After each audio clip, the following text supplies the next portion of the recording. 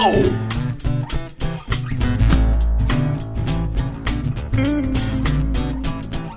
you hanging out right? Oh, you hanging out right?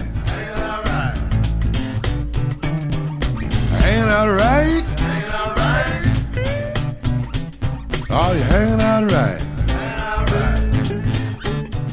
Welcome to Ask Rhythm Intensive. I'm John Anthony Martinez. Chuck Rainey. Chuck Rainey, and we are doing we're answering questions that we've been getting from some of our subscribers on email. If you want to send us a question, you can send it to ask@rhythmintensive.com, and we'll do our best to answer your questions here on our YouTube channel.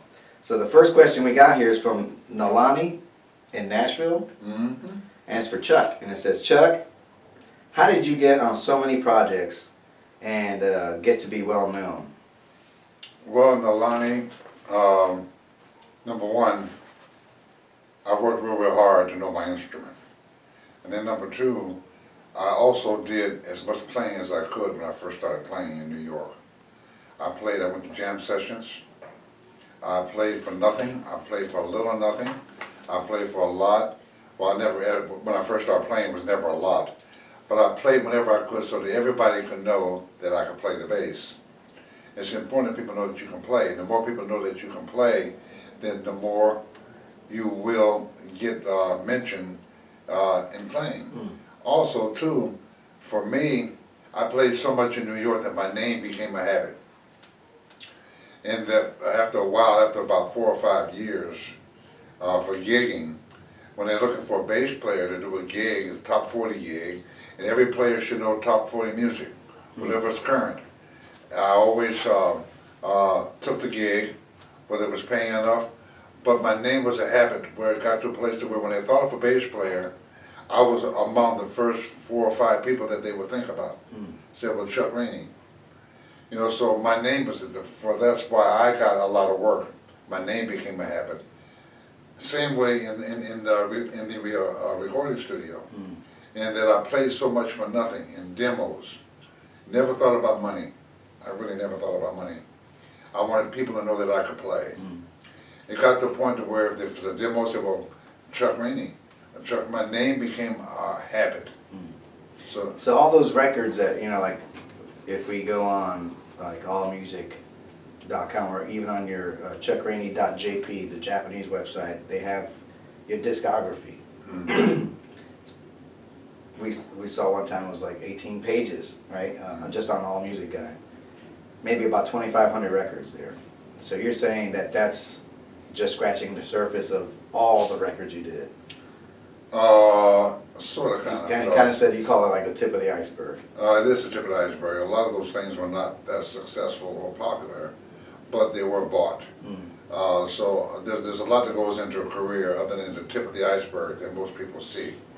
A lot happens under the water level that you don't know about, but that helps substantiate what you do know about.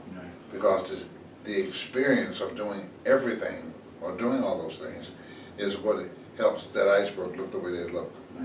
So when you started out, there was no Twitter, there was no Facebook, no websites. No cell phones. So, no cell phones, right, no email.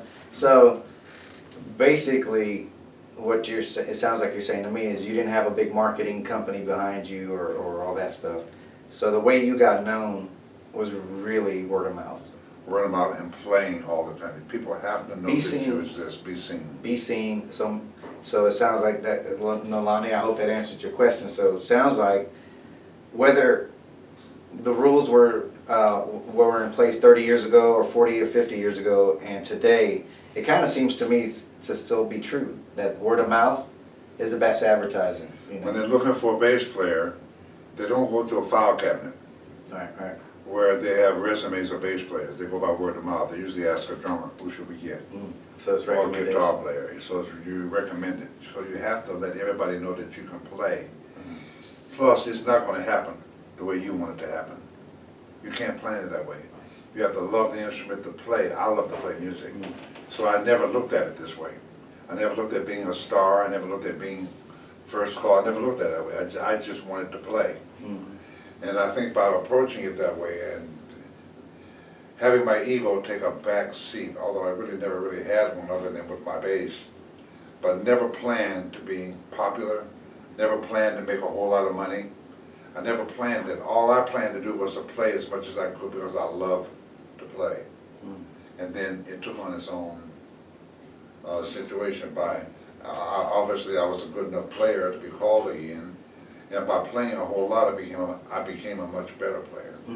So I would just say, play as much as you can in front of everybody. Not that you have to always do it, because it's common sense that you have to adhere to. After a while, you don't keep playing for nothing. You know, or you don't keep playing for someone that you don't care for, or someone who hires you just because they need a bass player. You just beyond that, love to play, and play as much as you can. People have to like you and know that you can play before they hire you. Great. I think that answers your question. That's pretty awesome. Don't forget, April 21st, Chuck and I will be at the Collective School of Music in New York City. Visit rhythmintensive.com or visit the Collective School of Music's website for more information. See you there.